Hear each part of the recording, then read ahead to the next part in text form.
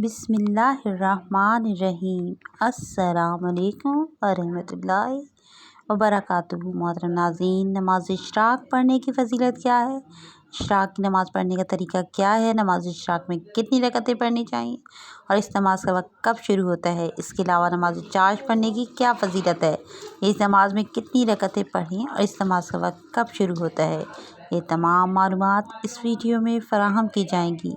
नाज़रीन, हदीस मुबारका में है कि अगर कोई शख्स फ़जर की नमाज अदा करने के बाद अपनी जगह पर ही बैठा रहे और सूरज निकलने के बाद दो दो रकत पढ़े तो अल्लाह तबारक व तआला इस शख्स को एक मकबूल हज और एक मकबूल उम्रे का सवाब देता है।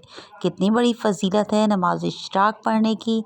नमाज इशराक पढ़ने वाले को एक मकबूल हज और एक मकबूल उम्रे का सवाब मिलता है। तो इस नमाज की पाबंदी करनी चाहिए। हमें चाहिए कि हम नमाज इशराक भी पढ़ें। जो भी मुसलमान भाई और बहनें नमाज इशराक पढ़ती हैं वो बहुत खुश नसीब हैं। उनको हर रोज़ एक मकबूल हज और एक मकबूल उम्रे का सवाब होता है। मोहतरम नाज़रीन, अब बात करते हैं कि इस नमाज का वक्त कब शुरू होता है। इस नमाज का वक्त सूरज तुलू होने के बाद यानी सूरज निकलने के 20 मिनट बाद शुरू हो जाता है। फजर की नमाज अदा करने के बाद आप उसी जगह बैठे रहें, ज़िक्र अस्कार, तिलावत और वज़ाइफ वगैरह करते रहें। इसके बाद जब सूरज निकल जाए, सूरज निकलने के 20 मिनट बाद आप नमाज इशराक पढ़ सकते हैं। मोहतरम नाज़रीन, अब आपको बताते हैं कि इसके पढ़ने का क्या तरीका है। सबसे पहले नियत करेंगे। नियत असल दिल का पुख्ता इरादा है। ज़बान का नियत करना ये मुस्तहिब है। आपको हम आसान लफ्ज़ों में नियत बताते हैं। नियत की मैंने 2 रकात नमाज सलातुल इशराक की वास्ते अल्लाह तबारक व तआला के, मुँह मेरा काबा शरीफ के। यही नियत अगर दिल के अंदर करना चाहें तो और ज़्यादा बेहतर है, लेकिन अगर ज़बान से ये अल्फाज अदा करना चाहें तो ये मुस्तहिब है। ज़बान से नियत करना मुस्तहिब है, ज़रूरी और लाजिम नहीं। असल नियत दिल का पुख्ता इरादा है। नियत करने के बाद अल्लाहु अकबर कहने के बाद हाथ बांध लेंगे। सबसे पहले सना पढ़ेंगे। सना पढ़ने के बाद आउज़ बिल्लाह, फिर बिस्मिल्लाह पढ़ेंगे। इसके बाद फिर सूरह फातिहा पढ़ेंगे। फिर जो सूरत आपको आती है वो सूरत पढ़ेंगे। इस नमाज के लिए कोई सूरत ख़ास नहीं है। जो सूरत आपको याद है आप वही सूरत पहली रकत में पढ़ लें और दूसरी रकत में दूसरी कोई सूरत जो आपको याद है वो सूरत पढ़ लें। अगर आप एक ही सूरत दोनों रकत में पढ़ना चाहें तो फिर भी कोई हर्ज नहीं है। नमाज आपकी बिल्कुल दुरुस्त होगी। यानी दोनों रकतों में आपने सूरह इखलास पढ़ ली है, आपको कोई और सूरत नहीं आती तो फिर भी आपकी नमाज दुरुस्त होगी।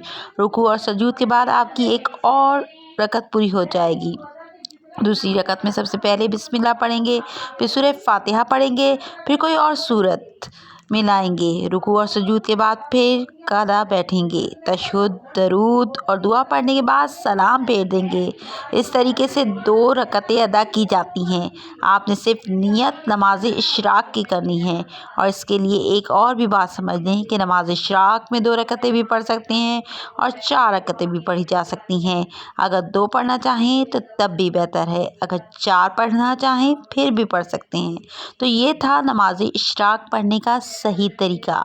मोहतरम नाज़रीन, अब बात करते हैं नमाज चाश की।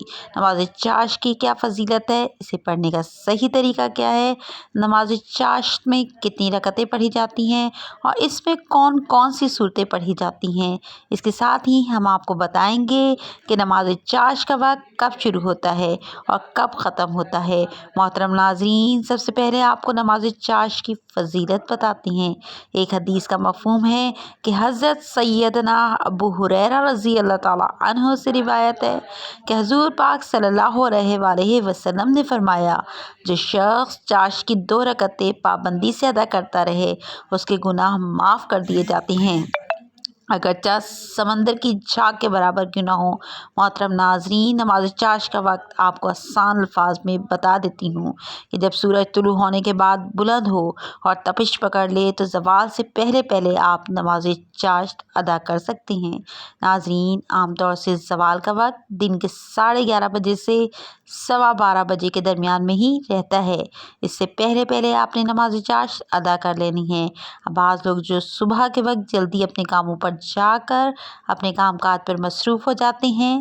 تو یہاں پر ان حضرات کے لیے بتاتی چلوں کہ آپ نماز اشراق کے فوراً بعد بھی چاہیں تو نماز چاشت پڑھ سکتے ہیں۔ محترم ناظرین، اب آپ کو بتاتے ہیں کہ اس نماز کی نیت کس طرح کی جاتی ہے۔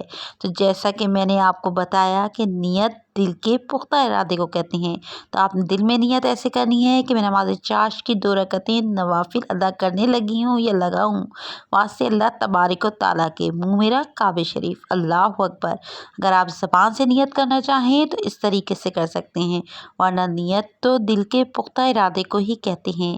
محترم ناظرین، اب بات کرتے ہیں کہ نماز اشراق میں کون کون سی صورتیں پڑھنی ہیں۔